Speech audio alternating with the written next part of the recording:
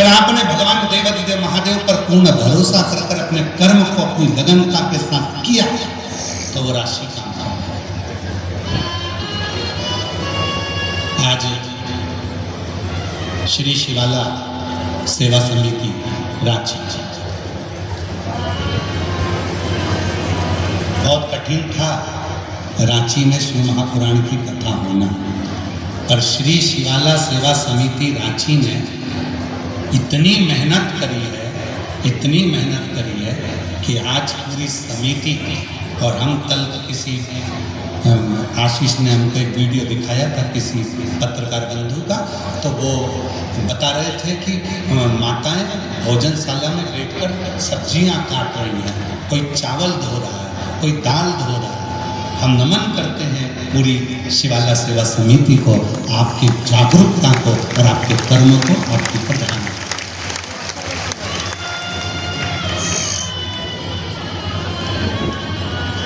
और जो सब्जियां धो रही थी, जो सब्जियां काट रही थी, उनका जो वीडियो देखा तो उसमें एक भी मेरी जीजी ऐसी नहीं दिख रही थी कि किसी के घर में धन की कमी हो। सब अच्छे अच्छे घर की मेरी जीजियां, मेरे जीजा जिनके घर में भी नौकर काम करते होंगे, सेवक लगे होंगे, झाड़ू पोछा वाले भी लगे होंगे, और वो भंडारे में सब्जी काटकर, दाल धोकर, चावल धोकर सेवा में लगे होंगे। ये है हमारा झारखंड, इसको कहते हैं रांची, इसको कहते हैं रांची, जहां समर्पण का भाव, जहां एक दूसरे के समर्पित का, प्रेम का।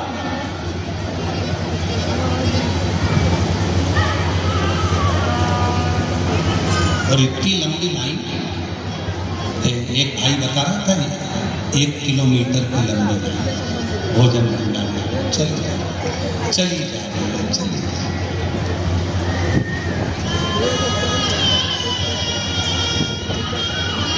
किसी ने पूछा कि तुम्हें भंडारा खाना जरूरी है क्या? तो कहा बाबा का प्रसाद है, मैं तो प्रेम।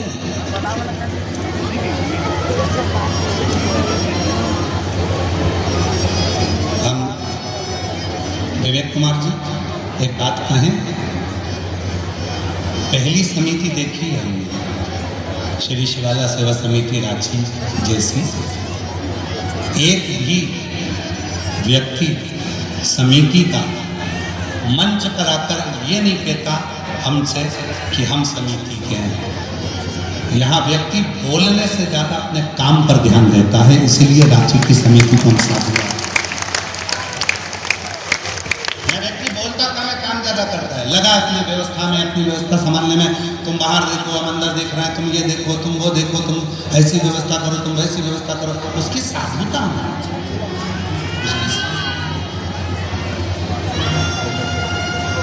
और जगह पे तो लोग छाती ठोक के कहते हैं हम नहीं मिलेंगे महाराज से, हम समिति का है, हमें मिलना जरूरी है। पर यहाँ बड़ा शुद्ध भाव, बड़ा साफ। एक बार पूरी समिति के लिए जोरदार ताली बजाकर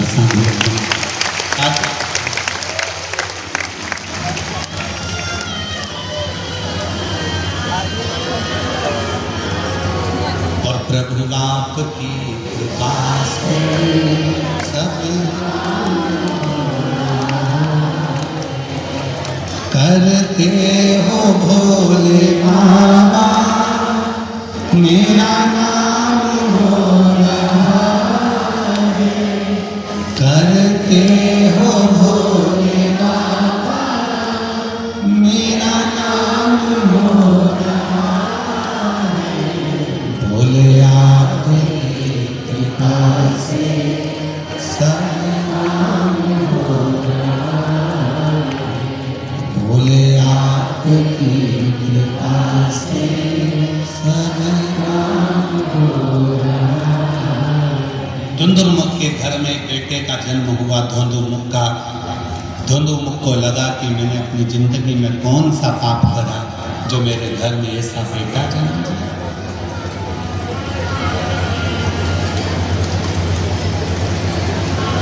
मैंने कौन सा कर्म किया?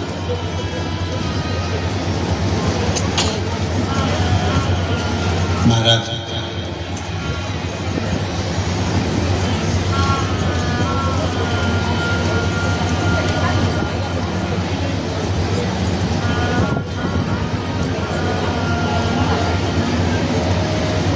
जिस गांव में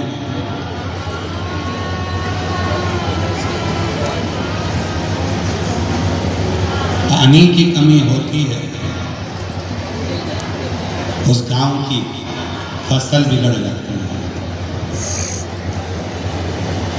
जिस गांव में पानी की कमी होती है वहां की फसल बिगड़ जाती है। और जिस घर में संस्कारों की कमी होती है वहां की नस्ल बिगड़ जाती है।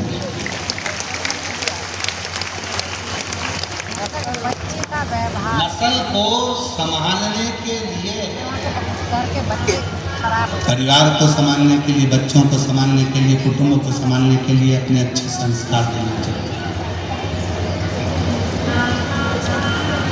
बहुत जरूरी।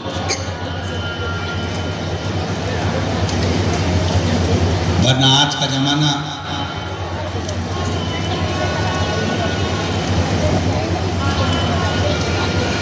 आप लोगों में से कितने लोग हैं ऐसे जो अपनी पूरी प्रॉपर्टी किसी मंदिर में देके जा रहे हैं? कोई देगा? नहीं देगा। अपनी जमीन, अपनी जायदाद, अपनी प्रॉपर्टी, अपना मकान, अपनी गाड़ी, अपना बंगला, अपना जेवर, अपना चैन, अपना सामान जितना है वो किसी को नहीं देगा। देगा तो अपने बच्चों को।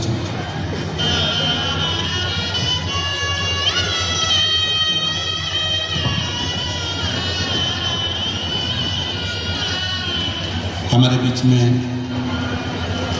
जिस क्षेत्र में कथा चल रही है वहाँ के स्थानीय विधायक महोदय श्री सुरेश बिट्ठा जी यहाँ आए हैं। मैं निवेदन करूँगा वो व्यासपीठ पूजन के लिए पधारे। माननीय विधायक महोदय श्री सुरेश बिट्ठा जी कांके क्षेत्र से हैं। मैं निवेदन करूँगा कि वो व्यासपीठ पूजन करें। एक बार जोरदार ताली बजाकर माननीय विधायक महोदय जी का, जिनके क्षेत्र में ये पवित्र कथा शिव महापुराण की हो रही है, उनको साधुवाद।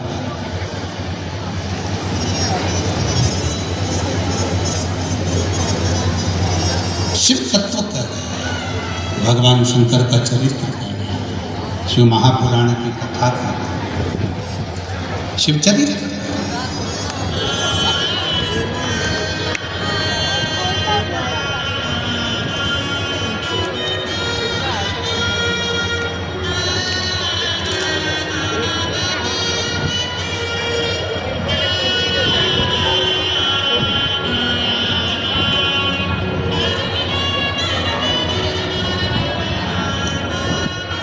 एक बार जोरदार ताली बजाकर साधुवाद क्षेत्रीय विधायक माननीय श्री सुरेश बिट्ठा जी के लिए, जो कांके क्षेत्र से ही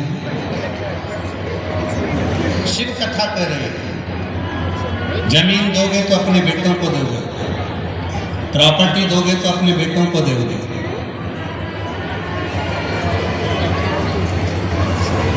जितना घर में गोल्ड है वो भी अपने बेटों को दोगे। पाल पोस कर बड़ा करा बेटों को, खूब अच्छे से रखा बेटों को, पर वही बेटा जिसको हमने सब कुछ देने का सोच लिया और वही चिल्लाकर बात करे, चिढ़कर बोले, गुस्से में बोले, अपशब्द बोले, तो ठीक लगेगा क्या?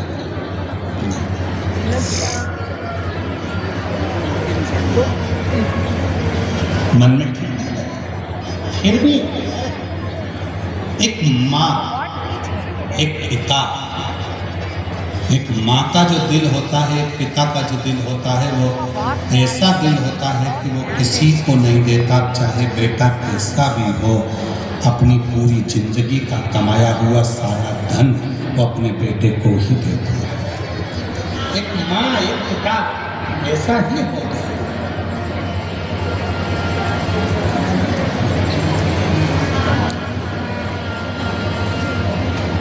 धुंधुमुख के मन में ये भाव आ गया कि मैंने कौन सा पाप करा जो मेरे बेटे आज इतना सारे संत ऋषि गुरुजन कह रहे हैं कि तुम्हारा बेटा ठीक नहीं है, ये तुम्हें बर्बाद कर देगा, ये तुम्हें नष्ट कर देगा। तुम्हारे मरने का भी अगर कोई लक्ष्य रहेगा तो ये बेटा तुम्हारे मरने का कृत करेगा। दोनों मुख में मन में ये बात बहुत खम है।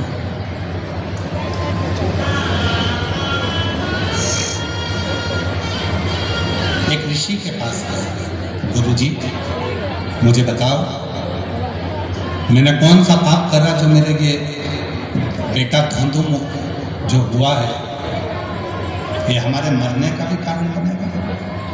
तब ऋषिवर ने कहा एक पाप तुम्हारी जिंदगी में हो गया।